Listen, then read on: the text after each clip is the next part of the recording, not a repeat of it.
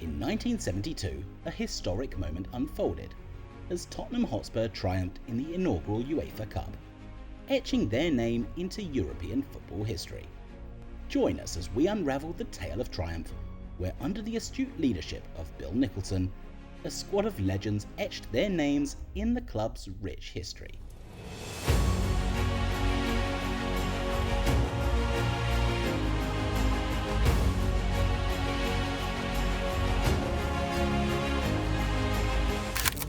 The birth of the UEFA Cup. In 1971, the UEFA Cup was introduced as a replacement for the Intercities Fairs Cup. It was the third-tier competition after the European Cup and Cup Winners' Cup. The tournament was open to the highest-placed European teams that had not qualified for the before-mentioned competitions. With 64 teams vying for European supremacy, the tournament was set to unfold, offering clubs a chance to etch their names into history. Tottenham's journey begins. Tottenham Hotspur, under the astute management of Bill Nicholson, earned their place in the UEFA Cup by securing a commendable third place finish in the First Division during the 1970-71 season. The squad, boasting the seasoned expertise of Alan Mullery, Martin Peters and Pat Jennings, alongside the youthful vigour of emerging talents like Martin Shivers and Steve Perryman, embarked on a quest for European glory. Their UEFA Cup journey started on the 14th of September in the capital of Iceland, Reykjavik, with a 6-1 away victory against Keflavik, with Alan Gilzian scoring a hat-trick. In the return leg at White Hart Lane, Spurs demolished their opponents 9-0, with Martin Shivers scoring 3 goals this time. In the second round, Tottenham faced French side Nantes in a tight affair. After the first leg in Nantes finished goalless, Spurs won the second leg 1-0 thanks to an early goal by Martin Peters. With 16 teams remaining in the third round, Spurs faced Rapid Bucharest from Romania.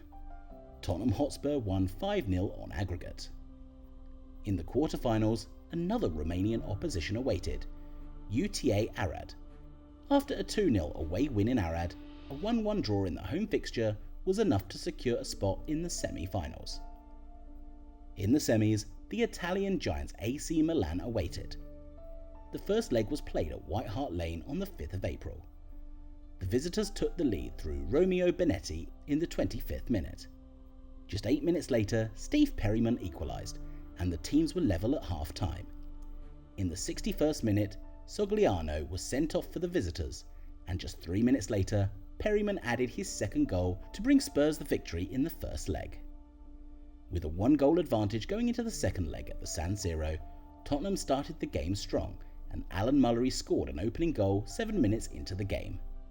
Milan equalised in the 69th minute, courtesy of a Gianni Rivera penalty, but Spurs held on and celebrated a win which took them to the final. The final. In the final, a fellow English side, Wolverhampton Wanderers, awaited them. The final was a 2-legged contest, with the first leg being held at Molineux Stadium on the 3rd of May in front of a crowd of 38,362. After a fiery first half finished goalless, Martin Shivers put the visitors ahead in the 57th minute, before Jim McCulloch equalised in the 72nd minute. In the 87th minute, Shivers' long-range shot found the back of the net. What a shot! Pick that one out! And Spurs went back to London with a 2-1 victory. 2 weeks later, on the 17th of May, the second leg was played at White Hart Lane, in front of a crowd of 54,303. Tottenham started the game the better of the two teams and went ahead after 29 minutes, when Alan Mullery slotted home a header after a free kick.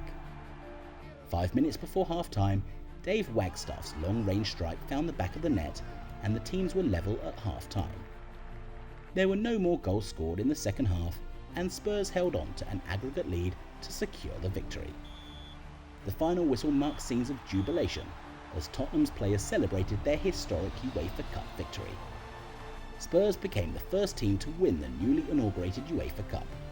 This was their second European trophy after the Cup Winners' Cup in 1963, and they have also went on to win the UEFA Cup again in 1984.